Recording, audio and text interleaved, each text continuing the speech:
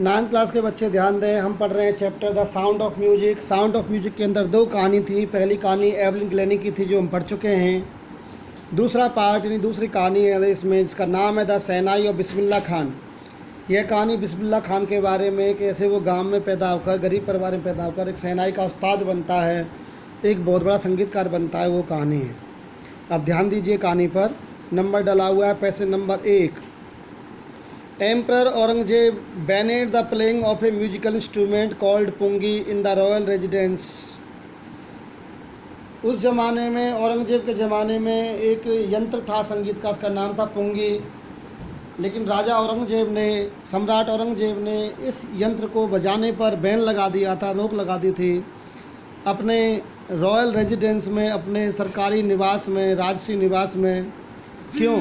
और माने क्योंकि it had a shrill unpleasant sound, उसके हिसाब से इसकी तीखी और गैर सुहानी आवाज़ थी। अनप्लीजेंट जो सुहावनी ना हो। Pungi became the generic name for reeded noise makers.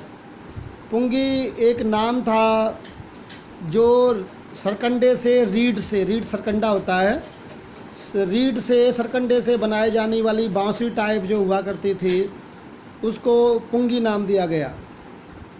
Few had thought that it would one day be revived।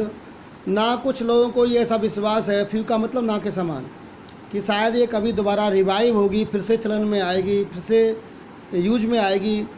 A barber of a family of professional musicians, एक प्रोफेशनल संगीतकार, यानी जो बहुत पुराने ज़माने से संगीतकार थे, प्रोफेशनल थे, व्यावसायिक रूप से संगीतकार बन चुके थे। एक ऐसा नाई का परिवार था, barber, who had access to the royal palace, जिसकी पहुँच, एक्सेस माने पहुँच, राजा के महल तक थी।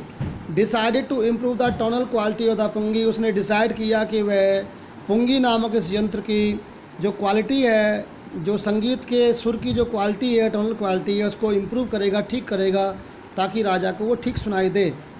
ही chose a pipe with the natural hollow stem, उसने इसके लिए चुनाव किया एक पाइप का, सरकंडे नुमा एक पाइप का ही इस्तेमाल किया, जिसमें प्राकृतिक रूप से कुछ छेद बने हुए थे, और छेद वाला वो स्टेम था, तना था।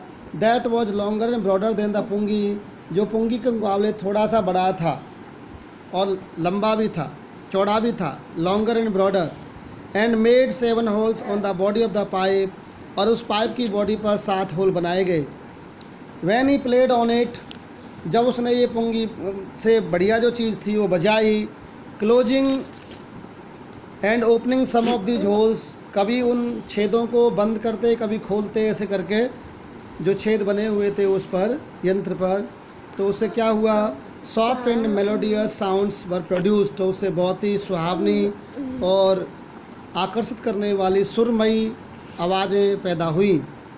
He played the instrument before royalty, फिर उसने उस यंत्र को राज दरबार में बजाया।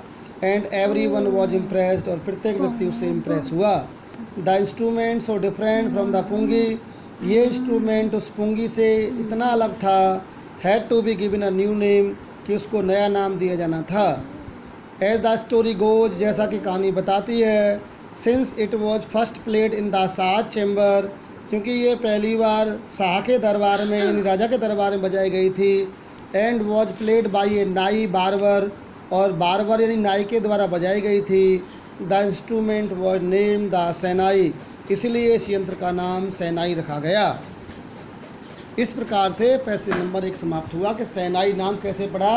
पहले पुंगी थी, पुंगी औरंगजेब को पसंद नहीं थी, उसने बैन कर दी। फिर एक इंस्ट्रूमेंट बजाने वाला एक प्रोफेशनल परिवार था जो नाई जाति से था, उसने डिसाइड किया कि इसको ठीक किया जाए, राजा को अच्छी लगे, तो उसने एक नया हॉलो जो है रीड का ही, सरकंडे का ही लिया, उसमें छेद बनाए गए और उसको बजाया गया, तो उसकी साउंड अच्छी लगी। और ये शाह के दरबार में, शाह का मतलब राजा, सम्राट, और नाई ने बजाई थी। इस प्रकार से इस यंत्र का नाम शहनाई हो गया। तो आप शहनाई को पुंगी का विकसित रूप कह सकते हैं। बाद में शहनाई के साथ और क्या होगा, इसकी कहानी आगे पढ़ेंगे, और कैसे बिस्मिल्लाह खान उस्ताद बनेंगे वो पढ़ेंगे। Thank you.